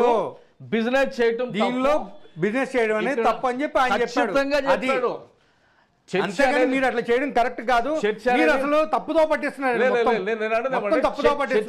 ప్రార్థన ప్లేస్, ఇందులో బిజినెస్ అడవటం అనేది కాదు. అందుకే వెళ్ళగొట్టాడు. బిజినెస్ చేసి అక్రమ సంపాదన, అక్రమ సంపాదన చేస్తున్న వాడిని కూడా ఇక్కడ రూట్ మర్చిపోతున్నాం. యేసుప్రభు చండ్రకోలు తీసుకున్నాడు, వెళ్ళగొట్టాడు. మత సంబంధంగా ఉన్న వాళ్ళని సున్నం కొట్టిన సమాధులు అన్నాడు, తిట్టాడు, పోరాడాడు, ఆయన లైఫ్ మొత్తం అదే. కానీ అక్రమంగా సంపాదిస్తున్న జక్కయ్య వాళ్ళ ఇంటికి వెళ్ళి వానికి లోపల యేసుప్రభు చూడగల మార్పు వచ్చేసింది. మనిషి హృదయం మారటం ఇంపార్టెంట్. అప్పుడే భారతదేశం మారింది, ఆచారాలతో కాదు. వానికి మారాడు కాబట్టి వాడిని తీసుకున్నాడు. సో ఇక్కడ ఇష్యూ ఏంటంటే బిజినెస్, అక్రమంగా సంపాదించటాలు, ఇవి కరప్షను బైబిల్కి విరుద్ధము. అక్రమంగా కరప్షన్ అనేది విరుద్ధము. హిందూ మతంలో కరప్షన్ ఎట్లా డీల్ చేస్తారు? నాకు ఆన్సర్ కావాలా? How do you where do you have a standard? ఒక మోరల్ క్యాంపస్ ఉందా? ఇది రైట్, ఇది రాంగ్ అనేది ఒక స్టాండర్డ్ ఇవ్వాలా? నేను అడిగిందా సమాధానం చెప్పట్లేదు, మీరు మళ్ళీ క్వశ్చన్ వేస్తున్నారు. నేను అడిగిందని చెప్పండి ఫస్ట్. మందిరంలో బిజినెస్ చేయటం అనేది తప్పు, నో క్వశ్చన్ అబౌట్ ఇట్. మరి ఇప్పుడు మీరు చేసేది ఏంటి? మీరు చేసిన దాని వల్ల భారతదేశానికి ఎలాంటి ఉపయోగం జరుగుతుంది? మీరు బతుకుతున్నారు. ఆ చర్చస్ పెట్టి వాళ్ళు లిటరల్లీ పాపం వాళ్ళు ఏది సేవకులు, అమాయకపు సేవకులు వాళ్ళు వారం మొత్తం నెల మొత్తం కష్టపడి వస్తే ఆ డబ్బులు తీసుకొచ్చి మీకు వేస్తే ఆ డబ్బుల్లో నుంచి మీరు ఇవన్నీ చేస్తున్నారు. దశమ భాగాల గురించి, ఖర్చీపుల గురించి అంటే భారత్ మోడర్న్ వరల్డ్ బేసికల్లీ ఈ ఆధునిక ప్రపంచమే మనకు కనపడుతుంది. ఇలా you go down to what ever the invention that came. ఇప్పుడు వచ్చిన ప్రతి ఇన్వెన్షన్ చూసుకోండి. ఆధునిక ప్రపంచము బైబుల్ బట్టి నిర్మితమైంది. హ్యూమన్ రైట్స్ దగ్గర నుండి, డెమోక్రసీస్ దగ్గర నుండి, మనకున్న ఇప్పుడు వర్కింగ్ అవుతున్న డెమోక్రసీస్ దగ్గర నుంచి. సో ఈ ఆధునిక ప్రపంచమే బైబిల్ నుండి వచ్చింది. అంతకుముందు ఆధునిక ప్రపంచం బైబిల్ నుంచి వచ్చిందని మాట్లాడే ముందు ఆధునిక భారతదేశం కూడా నేను మీకు ప్రపంచం గురించి మాట్లాడేటప్పుడు నేను భారతదేశం గురించి మాత్రం మాట్లాడనని చెప్పాను. ఆధునిక భారతదేశము, ఆధునిక ప్రపంచము. మీరు ఎందుకు క్లారిటీ అవన్నీ కాదు, క్లారిటీ కాదు. ఎడ్యుకేషన్ ఫర్ ఆల్ అనే కాన్సెప్టే బైబిల్ నుండి వచ్చింది. 1600 వచ్చింది. ఇండియాలో కూడా బైబిల్ నుండి వచ్చింది. మొట్టమొదటి స్కూల్ అందరికీ స్కూల్ పెట్టింది క్రిస్టియన్స్ పెట్టారు. ఆ నుంచి ఎడ్యుకేషన్ సైన్స్, టెక్నాలజీ అన్నీ వచ్చి ఆధునిక ప్రపంచం డెవలప్ అయింది. ఇది వాస్తవాలు. ఇవి తెలియాలి ప్రజలకి. బైబిల్ని 3 ముక్కలు ఏమంటారు, 3 మేకులు పేర్కోలేకపోయినాడు. ఆ 3 మేకులు పేర్కొనే వాడే నీ పాపాల కోసం చచ్చిపోయి తిరిగి లేచి ఈ ప్రపంచాన్ని, ఆధునిక ప్రపంచాన్ని నిర్మించాడు. మీ దగ్గర ఆన్సరే లేదు. నేను చెప్పండి, మీ క్వశ్చన్ ఏంటి? నేను ఆల్రెడీ అడిగాను, 2 క్వశ్చన్లకు ఆన్సర్ లేదు. నేను మీకు రీల్ చూపించాను. ఆ రీల్లో ఎవరిలా ఉంటే నిజమైన క్రైస్తవుడు అవుతాడు, అలా నిజమైన క్రైస్తవుడు అంటే ఏంటి అనేది వాళ్ళు మాట్లాడారు. దాని గురించి మాట్లాడమంటే ప్రపంచం అంటారు, ఆధునిక ప్రపంచం వచ్చింది. ఎవరైనా కూడా మీరు నేను మాట్లాడే మధ్యలో మాట్లాడకూడదు. క్వశ్చన్ మొత్తం వినాలి. అస్సలు సమస్య లేదు ఇందులో. ఎందుకంటే మీరు ప్రతిదీ కూడా వక్రీకరించడానికి చాలా ప్రయత్నం చేస్తున్నారు. ఇక్కడ ఇంకొక విషయం ఏంటంటే, లేదు నేను మీకు రీల్ చూపించి అడిగింది అది. నేను మీకు లిటరల్లీ చూపించింది అదే. అసలు క్రిస్టియన్ అంటే ఎలా ఉండాలో వాళ్ళు చెప్పారు. నెంబర్ టూ ఇజ్రాయెల్లో పుట్టినటువంటి యేసు ప్రభు భారతదేశానికి ఏ విధంగా దేవుడు అయ్యాడు అని అడిగా. దానికి ఆన్సర్ ఇచ్చేసిన ఆన్సర్ లేదు. నేను అదే చెప్తున్నా. ప్రపంచంలో మనుషులు 2 కేటగిరీస్, రిలీజియస్, నాన్ రిలీజియస్. యూదా మతం అనేది రిలీజియస్ కేటగిరీ కిందకు వస్తుంది. ప్రపంచంలో ఉన్న మతాలన్నీ రిలీజియస్ కేటగిరీ కిందకు వస్తాయి. యేసు ప్రభు మతం కాదు, నాన్ రిలీజియస్ కింద దేవునితో రిలేషన్షిప్. అది యూదులకు నచ్చలేదు, ప్రపంచానికి నచ్చింది. ఆయన ఎందుకని ఎత్తుకున్నారు. ఆయన మనిషిని దేవుడితో సంబంధంలోకి పుట్టిన యూదులకే ఆయన నచ్చలేదని భారతదేశం చెప్పమంటారా? భారతదేశం చెప్పమంటారా? సంబంధమైన భారతీయులకి నచ్చట్లేదు, మత సంబంధమైన నచ్చలేదు నన్ను చెప్పమంటారా అంటున్నా. యూదులకి సార్ నీ ఆన్సర్ చెప్పు, నేను దానికి చెప్పు. నా ఆన్సర్ కాదు. యూదులకి నచ్చకపోవడానికి మెయిన్ రీజన్ ఏంటంటే, ఇప్పుడు యెహోవా పెట్టినటువంటి ఏవో కొన్ని రూల్స్ అండ్ రెగ్యులేషన్స్ వాళ్ళు ఫాలో అవుతున్నారు.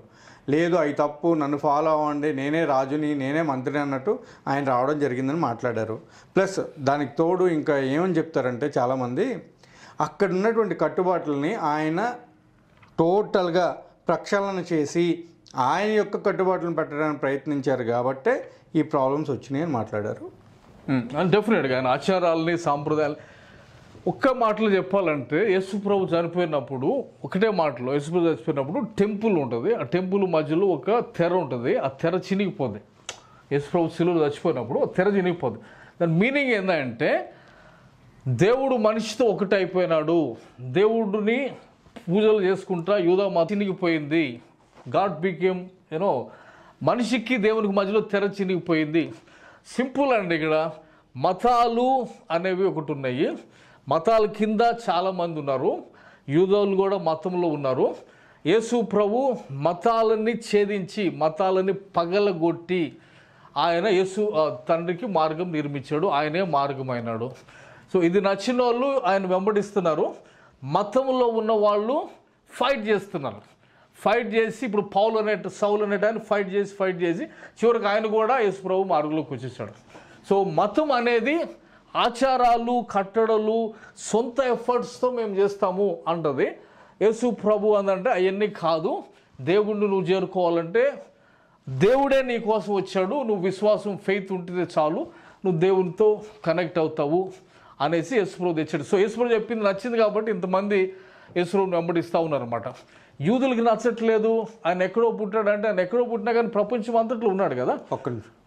సో దట్స్ అందుకోసమే యేసుప్రభుని ప్రపంచం అంతా ఎత్తుకున్నారు. యేసుప్రభుని తీసుకున్న ఏమంటారు దేవుడిగా తీసుకున్నాడు కాదు ఇష్యూ. ఆ రిజల్ట్స్ కూడా మనకు కనపడతాయడా. యేసుప్రభుని తీసుకున్న దేశాలు ముందంజలో ఉంటాయి. అంటే కొన్ని దేశాలు వెనుకబడి ఉన్నాయి కానీ ఆఫ్రికన్ దేశాలు అది పూర్తిగా అర్థం చేసుకున్న వాళ్ళు డెవలప్డ్ కంట్రీస్గా మనకు ముందంజలో ఉన్నారన్నమాట. సో మతము ఫైట్ చేస్తుంది వద్దు అని, కానీ తెలుసుకున్న వాళ్ళు అందులోకి వచ్చేస్తారు. Simple answer. సో యూదులు ఫైట్ చేస్తున్నారు. కానీ యూదుల్లో కూడా చాలామంది యేసుప్రభు నమ్ముకున్న వాళ్ళు ఉన్నారు. లేదని ఎట్లా అంటాము? ఈరోజు హిందువుల్లో కూడా చాలామంది నమ్ముకున్నట్టు యూదుల్లో కూడా నమ్ముకున్న వాళ్ళు, బుద్ధిస్ట్ ఎవరు లేరు యేసుప్రభుని నమ్ముకోని వాళ్ళు. బుద్ధిస్టుల నుండి ప్రపంచంలో అన్ని రకాల మతాల నుండి యేసుప్రభులోనికి వచ్చిన వాళ్ళు ఉన్నారు కాబట్టి 2.3 బిలియన్ ఉన్నారు ఈరోజు. ఫస్ట్ ఓన్లీ 1 పర్సన్ జీసస్, తర్వాత 12 డిసైపుల్స్, టుడే 2.3 బిలియన్ క్రిస్టియన్స్. వీళ్ళందరూ ఏదో మతం నుంచి వచ్చిన వాళ్ళు కదా ఉంటారు. ఏదో మతం నుంచి వచ్చిన వాళ్ళు కదండి, వాళ్ళని ప్రలోభ పెట్టి కొంతమందిని తీసుకుని వెళ్ళిన వాళ్ళు ఉంటారు. ప్రలోభాలు కాదండి. ఇక్కడ ఒక విషయం ఏంటంటే మీరు క్లారిటీగా ఏది మాట్లాడలే. ఏమనంటే అభివృద్ధులు అంటారు, లేకపోతే వేరే దేశాల్లోకి వెళ్ళిపోతున్నారు. మీరు ఏమన్నా పాలనుకుంటున్నారా? ఎంతవరకు కూడా నేను పలానా దేశంలోనే ఇచ్చేసాను, కొన్ని 245 దేశాలు చూస్తే నా యొక్క మీట్ని అని చెప్పడానికి నేను ఒక విషయం చెప్తున్నానంటే అలా కాదండి. ఏదైనా కానీ చెప్పాలంటే క్రిస్టల్ క్లియర్గా అడిగిన దానికి బావిలో కప్పల కింద ఉంటే మనము బాగుపడము. ప్రపంచ గ్లోబల్ పర్స్పెక్టివ్ ఉండాలి. బైబుల్ అనేది మోడర్న్ వరల్డ్ నిర్మించిందని. అంటే బైబుల్ నమ్ముకున్న వాళ్ళు ఇప్పుడు దాకా ఎవరు బయటికి రాలేదా? బైబుల్ నమ్ముకున్న వాళ్ళు బయటకు వచ్చిన వాళ్ళు అపార్థం చేసుకుని వస్తారండి. బైబుల్ని అపార్థం చేసుకునేదేముంది? బైబుల్ అపార్థం చేసుకుంటారు. ఇప్పుడు అందులో ఉన్నాయి మంచి వర్డ్స్ కాదు చాలా వరకు, అట్లా కదా, చిన్న పిల్లల పెద్దవాళ్ళ వరకు కూడా వాళ్ళని హానికరంగా ఉండేటువంటి పదాలే అని చెప్పేసి చెప్తున్నారు. బైబుల్ని అపార్థం చేసుకొని బయటకు వస్తారు అంతే. బైబుల్ని చాలా మంది అపార్థం చేసుకుంటారు, కానీ దానికి ఒక అవగాహన వచ్చినప్పుడు దానికి దూరంగా ఉండలేరు, వచ్చేస్తారు మళ్ళీ. నోకు వచ్చింది అంతే. ఎవరైనా కానీ నేను అదే చెప్తున్నా. ఇప్పుడు బ్యాటిల్ ఎక్కడుందంటే, ఇప్పుడు ఫైట్ ఎక్కడుందంటే హిందూ మతానికి క్రిస్టియానిటీకి, హిందూ మతానికి క్రిస్టియానిటీకి, బుద్ధిజానికి క్రిస్టియానిటీకి, ఇస్లాం, ఇక్కడ కాదు బ్యాటిల్ ఉంది. ఇవన్నీ గాన్ అయిపోయింది. ఇక్కడ బ్యాటిల్ ఎక్కడ నడుస్తుంది ప్రపంచంగా ఏమంటారు గ్లోబల్ పర్స్పెక్టివ్ తీసుకున్నప్పుడు మనకు ఉన్నది ఏంటంటే, ఎవిడెన్స్ ఏంటంటే క్రిస్టియానిటీకి ఏథియిజానికి మాత్రమే ఎక్కువ బ్యాటిల్ జరుగుతుంది. మిగతావన్నీ సైంటిఫిక్ డేటాతో నల్లిఫై అయిపోయినాయి. సింపుల్ 1 వర్డ్ ఆన్సర్ నేను చెప్తా వినండి. యూనివర్స్కి బిగినింగ్ ఉంది అని బైబుల్ కొన్ని వేల సంవత్సరాలుగా చెప్పింది. అది బిగ్ బ్యాంగ్తో కన్ఫర్మ్ అయింది. మిగతా 10,000 మతాలు ఏది చెప్పలేదు.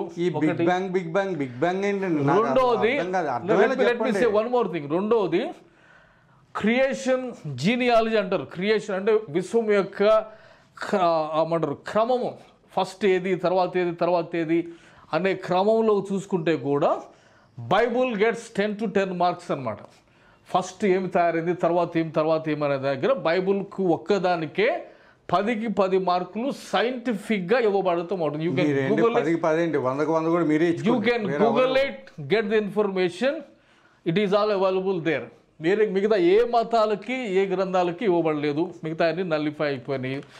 ఇంకొకటి, విశ్వం బిగినింగ్ ఉంది, ఎండింగ్ ఉంది. హిందూ మతం ప్రకారంగా రీబర్త్ అవుతుంది యూనివర్స్ అనేది ఒక మాట ఉంది, అది కూడా సైంటిఫిక్ గా నల్లిఫై అయిపోయింది.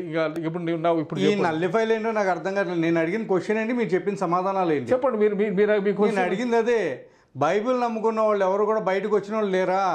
బైబిల్ నమ్ముకున్న వాళ్ళు చాలా మంది మాట్లాడుతుంటే వాళ్ళు అపార్థాలు చేసుకున్న లేకపోతే అర్థం కాక బయటకు వచ్చేసారంటే అయిపోయింది అక్కడతో, ఓకే ఫైన్. ఓకే, బట్ అది కాదు, వేరే ఏదైనా బైబిల్ని నమ్ముకున్న వాళ్ళు చాలా మంది బయటకు వచ్చారు. క్వశ్చన్ లేదు అందులో. Okay, let me give you data here. నేను ఏమంటే 1600కి వెళ్తే చాలామంది ఏథిజంలోకి రావటము ఇవన్నీ జరిగినాయి. రీసెంట్లీ కూడా 1960స్లోకి వచ్చినప్పుడు కూడా బుక్స్ రాయబడ్డాయి. సైన్స్ డెవలప్ అవుతున్న టైంలో కొన్ని బుక్స్ వచ్చిన బుక్స్ ఏంటంటే has science buried God, science వచ్చేసింది కాబట్టి సైన్స్ దేవుడినే పాతి పెట్టిందా అని వెస్ట్రన్ కంట్రీస్లో, సోకాల్డ్ క్రిస్టియన్ కంట్రీస్లో చాలామంది ఎవల్యూషన్ థియరీ వెనకాల పడి చాలామంది వాళ్ళ విశ్వాసాన్ని కోల్పోయిన వాళ్ళు ఉన్నారు. ఇది ఆన్ రికార్డ్ డేటా ఇది. బట్ నౌ ప్రస్తుతం జరుగుతున్న సైంటిఫిక్ డిస్కవరీస్, భారతదేశం మాట్లాడుతుంటే అంటే ఇప్పుడు ఉన్నటువంటి ఇదేంటంటే అప్పుడు దేవుడిని సైన్స్ బరీ చేసిందని అంటే ఇప్పుడు చెప్తుంది ఏంటంటే ఇప్పుడు ఏథియిజము బరీ అయిపోతుందా అనేటువంటి పుస్తకాలు వస్తాయి అన్నమాట. సో విశ్వాసం వదిలేసిన వాళ్ళు కూడా మరలా ఇప్పుడు యేసు ప్రభు నమ్ముకుంటున్నటువంటి చాలామంది సైంటిస్టులు ఉన్నారు ఇక్కడ, చిన్న వాళ్ళు కాదు, చాలామంది. సో ఎక్స్క్రిస్టియన్స్ అయిన వాళ్ళు కూడా ఇటువైపుకి వచ్చేస్తున్నారు ఇప్పుడు. అది నేను చెప్తున్నమాట. ఇండియాలో కూడా అవగాహన లేకుండా అటు వెళ్ళారు, అంతేగాని అవగాహన తెచ్చుకున్నప్పుడు ఖచ్చితంగా వాళ్ళు నిజం వైపుకి వచ్చేస్తారు. No question about it. నేను ఇండియాలో సమాధానం లేదని నాకు అర్థమైపోయింది. కానీ ఇండియాలో మాట్లాడు ఒక్క విషయం క్లియర్గా మాట్లాడుతున్నానండి. ఇందాక నేను ఇంకొక క్వశ్చన్ కూడా అడిగాను మీకు. జీసస్ క్రైస్ట్ టెంపుల్లో ఆయన చెన్నాకోలు జులిపించి లిటరలీ అందరినీ కొట్టి తరిమేశాడు. ఎందుకు? ఈ ప్లేస్ నా తండ్రి ఉండేటువంటి ప్లేస్ కాబట్టి దీనిని అపవిత్రం చేయొద్దు మీ యొక్క స్వలాభాల కోసం, వ్యాపారాల కోసం. కానీ ఈరోజు చర్చెస్ పెట్టుకుని మీ అందరూ చేసేది ఏంటి? పాస్టర్స్ చేసేది ఏంటి? రుమాళ్ళు, ఆయిల్లు ఇవన్నీ కూడా అమ్ముకోవడం ఎంతవరకు కరెక్ట్?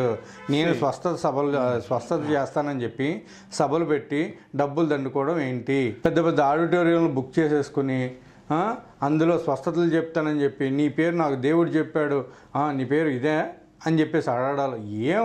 అసలు ఏం జరుగుతుంది క్రిస్టియానిటీ? అక్రమాన్ని, పాపాన్ని, ధనార్జన అంటే అక్రమంగా ధన సంపాదించడాన్ని ఒప్పుకోదు, క్వశ్చన్ లేదు. కానీ క్రిస్టియానిటీలో అద్భుతాలు ఉన్నాయి, నేమ్ కాలింగ్ ఉన్నాయి, అద్భుతాలు, దయ్యాలు. వాళ్ళందరూ చేసే కరెక్ట్ అంటారా మీరు? అది మనం బైబిల్లో చూడాలా. బైబిల్లో చూడడం కదా, ఇప్పుడు వీళ్ళందరూ చేసేది కరెక్టా? బైబిల్లో కొన్ని వరాలు అనేసి దేవుడు ఇస్తాడు. బైబిల్ గురించి పెట్టండి. నేను అదే చెప్తున్నా. బైబిల్ని కొన్ని 100 సార్లు మార్చుకున్నారు, లేకపోతే ఎన్నిసార్లు, 27 సార్లు, 47 సార్లు, ఎంతో సార్లు మార్చుకున్నారు. Bible is not corrupted. అంటే మాక్సిమం ఒక్కసారి ఇప్పుడు అందులో లిటరల్ ఏమన్నారు, దీనిలో నుంచి లేదు బైబిల్లో నుంచి ఒక వర్డ్ తీయబడకూడదు, చేర్చబడకూడదు అన్నట్టు ఏదో ఉంది. ఒక వర్డ్ ఇందులో కలపదు, చేయొద్దు అనేసి ఉంది కదా. అలాంటప్పుడు 73 బుక్స్ ఉన్నటువంటి దాన్ని మీరు ఏ విధంగా 66 కుదించడం జరిగింది? అది ప్రొటెస్టెంట్, క్యాథలిక్ అవి క్రీడ్ ఆఫ్ నాసి అని చెప్పి 325లో కౌన్సిల్ దాన్ని మనం ఎట్లా అంటే వినండి, ఇప్పుడు నిజాలు ఒప్పుకోలేము. ఎంతవరకు కూడా బైబిల్లో మాత్రమే చేసింది. కానీ బైబిల్లో ఇవన్నీ కూడా మార్చడం అనేది బైబుల్ ఈజ్ నాట్ కరప్టెడ్ అండి. అంటే దానికి సైంటిఫిక్ ఎవిడెన్సెస్ ఉన్నాయి. మనం మాట్లాడే ప్రతిదానికి ఒక ఎవిడెన్స్ తోటి మాట్లాడాలా ఉంటుంది. ఎవిడెన్స్ అండి. కరప్షన్ అయ్యింది అనే దానికి ఎవిడెన్సెస్ లేవు. కరప్టెడ్ అంటే ఎన్ని మ్యాన్స్క్రిప్ట్స్ ఉన్నాయి, ఎన్నిట్లో నుంచి ఎన్ని తీశారు, కొన్ని డేటాబేస్లు స్టాటిస్టిక్స్ ఉన్నాయి. అటు ప్రకారంగా ఇంకోసారి మాట్లాడదాము. బట్ బైబుల్లో ఉన్నాయి చేయటానికే చర్చెస్ ఉన్నాయి. చర్చెస్ వాళ్ళు అక్రమంగా జనాలు మోసం చేస్తారు ఇవన్నీ అనేది అంటే చర్చలు అంటే కరెక్షన్కి అతీతంగా ఉన్నాయని కాదు, కానీ ఖండించు, బుద్ధి చెప్పని బైబుల్ చెప్తుంది. సో క్రైస్తవ పెద్దలు ఖచ్చితంగా అక్రమాలను బుద్ధి చెప్పాలా, ఖండించాలా, ప్రక్షాళన చేసుకుంటూ ముందుకు వెళ్ళాలి. ఇప్పుడు నేను చేసేది అదే కదండి. ఖచ్చితంగా బయట నుంచి మాట్లాడాలా, సమాధానం లేవు మీ దగ్గర. ఇక్కడ విషయం అంటే కర్చీపులు అమ్ముతున్నారు అనేది ఒకటి వస్తుంది. సో నేను వాళ్ళు సపోర్ట్ చేయటం అగైన్స్ చేయటం కాదు, కానీ బైబుల్లో ఉన్నది నేను చెప్పాలా. నేను చెప్పాల్సింది అక్కడ నేను బైబిల్లో ఉన్నది నేను అడగట్లేదండి. ఇలా చేయడం అనేది కరెక్టా కాదా అది నేను అడిగాను మిమ్మల్ని. మీ దగ్గర సమాధానం లేదంటే నా దగ్గర లేదు, నాకు తెలియదు అని చెప్పండి, వదిలేసేయండి. బైబుల్లో పౌలు అనేట ఆయన ఖర్చీపు తీసుకెళ్లి దెయ్యాలు పట్టిన వాళ్ళ దగ్గరికి ఖర్చీపు పెట్టినప్పుడు అలా నుండి దెయ్యాలు వెళ్ళిపోవటం బైబుల్లో రాసి ఉంది. సో అది తీసుకొని ఇప్పుడు ఖర్చీపు అమ్ముతున్నారు, వ్యాపారం చేస్తారంటే ఎవరండి అది? అపోస్తుడైన పౌలు అనే ఆయనకి పౌలు ఖర్చీఫ్ ఇప్పుడు దొరికింది, దాన్ని జిరాక్స్ తీసి మీరు ఏమైనా ఇస్తున్నారు? పౌలు ఖర్చీఫ్ కాదు, పౌలు ఖర్చీఫ్ ని జిరాక్స్ చేసి దాన్ని ప్రతి ఒక్కరికి కూడా ఇచ్చేస్తున్నారు. అది బైబిల్లో ఉంది. ఆయన ఖర్చీపు రోగుల దగ్గరికి దయ్యాలు పట్టిన వాళ్ళకి తీసుకెళ్ళినప్పుడు దయ్యాలు వెళ్ళిపోయినాయి. యేసు ప్రభు స్పిట్ చేసి బురద చేసి కళ్ళుకు రాసి హీలింగ్ చేసినట్టుగా ఉన్నాయి. సో క్రైస్తవ సంఘాల్లో వాళ్ళు ప్రాక్టీస్ లైవ్ చేస్తున్నారు, మేలు పొందే వాళ్ళు మోతున్నారు. ఇప్పుడు మీడియా ఇట్లాంటి వాళ్ళు ఏమంటే స్ట్రింగ్ ఆపరేషన్ చేయండి, నకిలీ ఏదైనా ఉంటే బయట పెట్టండి. ఎన్నో పెట్టారండి, ఎన్ని బయట పెట్టినా మనం దులిపేసుకుంటున్నాం కదా. ఇక్కడ మనం దులిపేసుకుంటున్నాం, ఇట్లా మనం దులుపుకుని సైలెంట్ గా పక్క వెళ్ళిపోవడమే. ఇక్కడ మళ్ళీ ఇంకొక ఆర్గనైజేషన్ లో వేరేగా రావడం. ఇక్కడ ఒక ఇంపార్టెంట్ ఇష్యూ నేను ఒకటి చెప్పనండి. ఇక్కడ ఇంపార్టెంట్ ఇష్యూ ఏంటంటే బైబుల్ ఒక్క ప్రాముఖ్యమైన విషయాన్ని చెప్పేది ఏంటంటే ఫెయిత్ అనేదాన్ని చెప్తుంది. ఫెయిత్ అనే దగ్గరికి వచ్చినప్పుడు యేసు ప్రభు మొత్తం ట్రైనింగ్ అంతా అది ఇస్తాడు డిసైబుల్కి. తుఫాను వస్తే ఆయన తుఫాను గద్దిచ్చి, నేను ఇది అడిగాను, మళ్ళీ చెప్పు. ఈ బాటిల్లో వాటర్ ఉంది, ఈ వాటర్ ని మీరు చెప్పినటువంటి ప్రేయర్ చేసి 10 మంది ఉన్నారు, 10 మంది 10 రకాలుగా ప్రేయర్ చేసిన తర్వాత ఈ వాటర్ లో పవర్ వస్తుందా రాదా? ఈ వాటర్ లో పవర్ వస్తుందా రాదా అనేది కాదు ఇక్కడ ఇష్యూ. యేసు ప్రభు చెప్తున్నది ఏమంటే నీకు ఫెయిత్ ఇవ్వబడింది ప్రతి మనిషికి, ఓకే, నీ విశ్వాసమే నిన్ను స్వస్థపరచును అంటాడు. చాలా చాలా ఇంపార్టెంట్ ఇది చాలా క్లారిటీ ఇచ్చేస్తుంది ఇక్కడ హోల్ పాయింట్ ఏంటంటే అసలు బైబుల్ ఇంత డెవలప్ చేయడానికి కారణం ఏంటంటే ఒక ఎలిమెంట్ కాల్ ఫెయిత్. ఇక్కడ ఫెయిత్ ఏంటంటే ఇప్పుడు యేసు ప్రభు చుట్టుపక్కల చాలా మంది జనాలు ఆయన మీద పడతా ఉంటారు, కానీ ఒక ఆమె ఆయన్ని ఫెయిత్తో నేను బాగుపడతాను, ఆయన వస్త్రం చెంగు ముట్టుకుంటే నేను బాగుపడతాను అనే ఫెయిత్తో ముట్టుకుంది కాబట్టి ఆమె బాగుపడుతుంది. సో యేసు ప్రభు చెప్తుందంటే హే నీలో ఫెయిత్ ఉంది, నమ్మేటోనికి సమస్తం సాధ్యమే, నీ విశ్వాసమే నేను స్వస్థపరిచిద్ది. సో నువ్వు అక్కడికి అన్నీ వెళ్ళి ఏమో చేయాల్సిన అవసరం లేదు, నీలోనే ఉంది. సో నీ విశ్వాసం నేను బాగు చేస్తుంది కాబట్టి నువ్వు నమ్మితే దేవుని మహిమ చూస్తావు అంటాడు. సో ఈ నీళ్ళయ్యి కానీ నీ ఫెయిత్ దానికి జాయింట్ అయితే, ఆ తాగే వాళ్ళు ఫెయిత్ దానికి జాయింట్ అయితే స్వస్థతలు అద్భుతాలు జరుగుతాయి అనేది బైబిల్లో. ఏం అడిగాను మళ్ళీ చెప్తున్నా, చెప్పాల్సిన అవసరం. నేను అడిగింది ఏంటి, సింపుల్ క్వశ్చన్. ఈ వాటర్ గురించి వాటర్ మధ్యలో పెట్టి, ఓకే, 10 మంది 10 రకాలుగా ప్రేయర్లు చేస్తే ఈ వాటర్లో పవర్ వస్తుందా రాదా? ప్రేయర్లు కాదండి, ప్రేయర్లో పవర్ లేదు. ప్రేయర్ కాదు, విన్నారు కదండి. అనిల్ గారు లిటరల్లీ చెప్పేసింది ఏంటంటే ప్రేయర్ లో పవర్ లేదు, జస్ట్ ఫెయిత్ లో మాత్రం ఉంటుంది.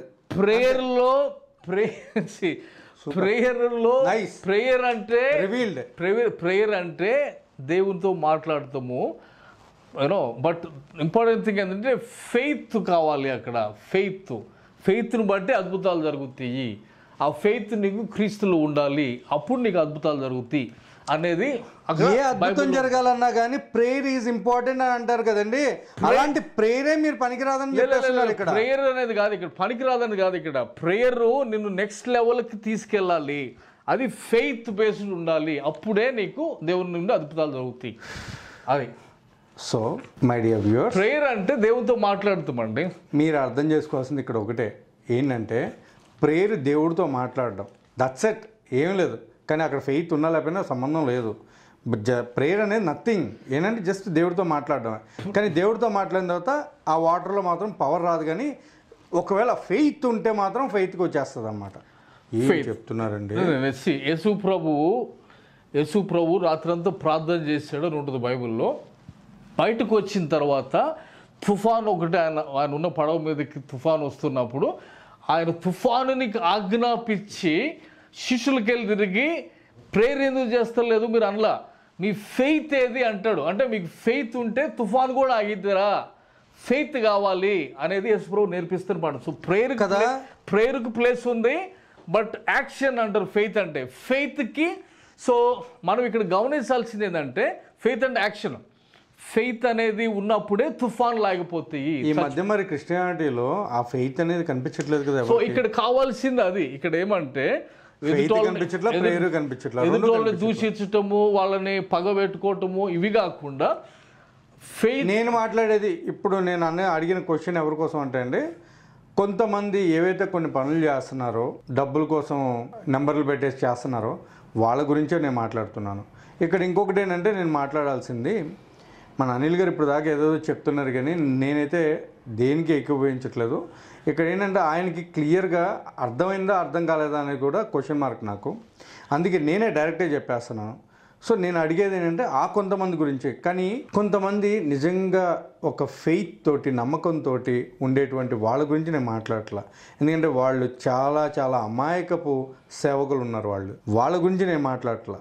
ఎందుకు అంటే దానికి రీజనల్లా ఒకటే, వాళ్ళు నమ్మే సిద్ధాంతాలని దేవుడు నిజంగా పొందుపరిచారని వాళ్ళు మాట్లాడడం జరుగుతుంది. సో దాని గురించి నేను మాట్లాడలేదు.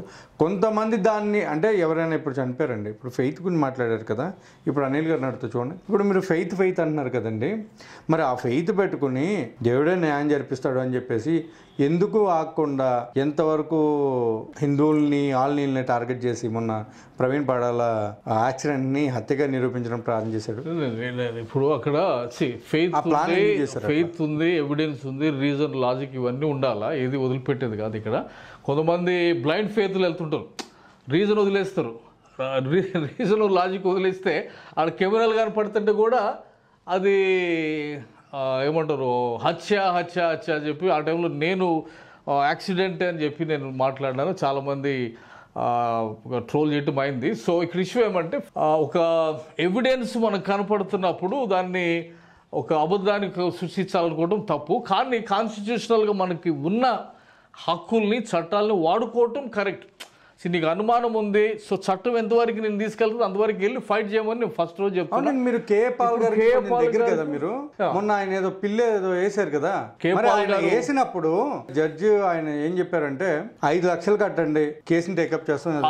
అది లాస్ట్ ఇప్పుడు ఎక్కడి వరకు వచ్చింది చూడాలి నేను. వాళ్ళు ఈరోజు ఏదో మీటింగ్ పెడుతున్నారు 24th. సో 5 lakhs పేమెంట్ చేసి వాళ్ళు ఏదో ప్రాసెస్ చేయమన్నారు. So we have to see now. Kepal గారు మరి అందులో ముందుకెళ్ళలేదు తెలియదు, నాకు కూడా కనుక్కోవాల్సి ఉంది. So faith that's what it is.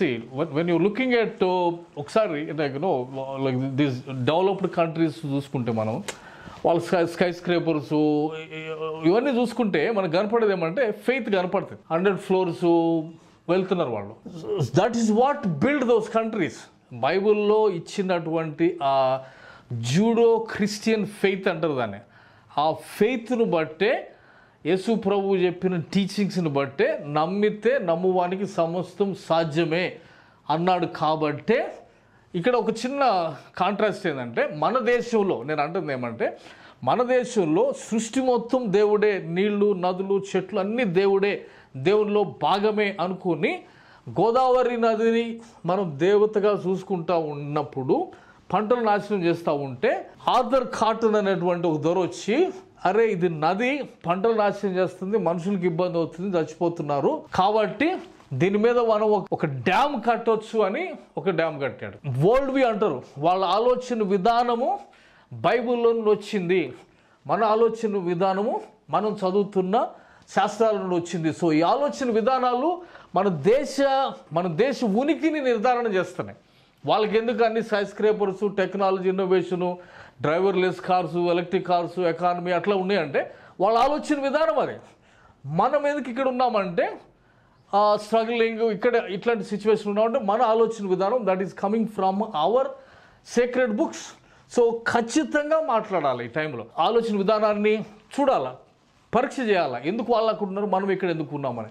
So మనము దేవత అని చూస్తున్నప్పుడు వాళ్ళది ఇది వాటరు, డ్యామ్ కట్టవచ్చు, టెక్నాలజీ తీసుకురావచ్చు, సాగు చేయొచ్చు అని వాళ్ళు చేసుకుంటూ, మనము చంద్రుడు దేవత దేవుడు అంటున్నప్పుడు లేదు అది గ్రహము, ఇదంతా సృష్టి చేసినవాడు సృష్టికర్త.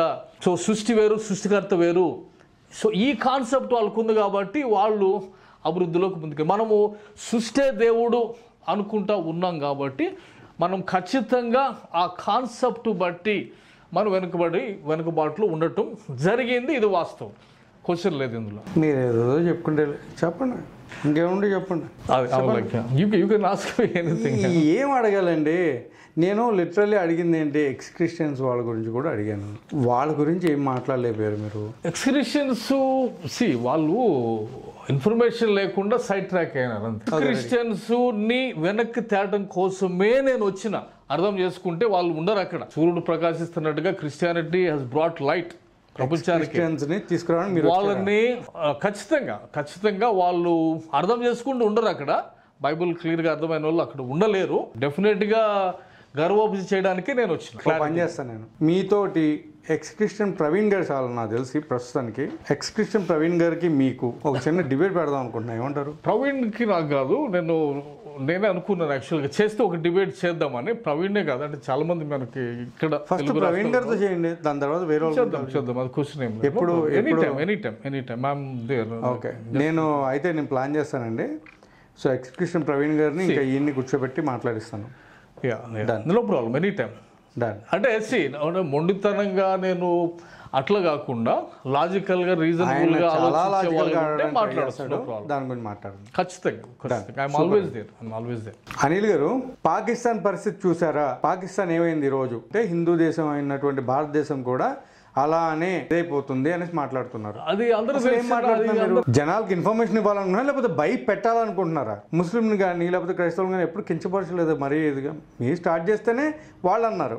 లేదు భయపెట్టాలని ఇది కాదు, కానీ మనం అంటాం కదా పట్టుకోమాక ముట్టుకుంటే కాలిద్దని ముందు చెప్తాం, వార్నింగ్ ఇవ్వాలి ఖచ్చితంగా. సో అంటే మనకున్న డేటాబేస్ బట్టి చరిత్ర చూసుకోవాలి ఖచ్చితంగా. మత సంబంధంగా ఏర్పడ్డ దేశాలు ఏమవుతున్నాయి, ఏమైనవి. ఇప్పుడు పాకిస్తాన్ ఉంది, పాకిస్తాన్ ఆఫ్ఘనిస్తాన్ మత ప్రాతిపదిక, ఇప్పుడు ఇండియా మత ప్రాతిపదిక మీద లేదు. అది తీసుకురావద్దు, అది తీసుకొస్తే ప్రమాదం అనేది ఆలోచించే ప్రతి ఒక్కరు మాట్లాడాలి. సెక్యులర్ కంట్రీస్గా ఉన్న America, Germany, south Korea, London, ఇవన్నీ ఇంగ్లాండ్, వాటి ఎకానమీస్ అవి చూడాలా. మనకున్న ఛాలెంజెస్ ఏంటి, మత ప్రాతిపదిక మీద ఉన్న కంట్రీస్ పాకిస్తాన్, ఆఫ్ఘనిస్తాన్, ఇవి కంట్రీస్, వాటి ఎకానమీస్, వాటి స్ట్రగుల్స్ ఏంటి, వాటిల్లో వాళ్ళే మళ్ళీ ఇప్పుడు ఇంకొక Pakistan is dividing into other 2 countries అయ్యే పరిస్థితి.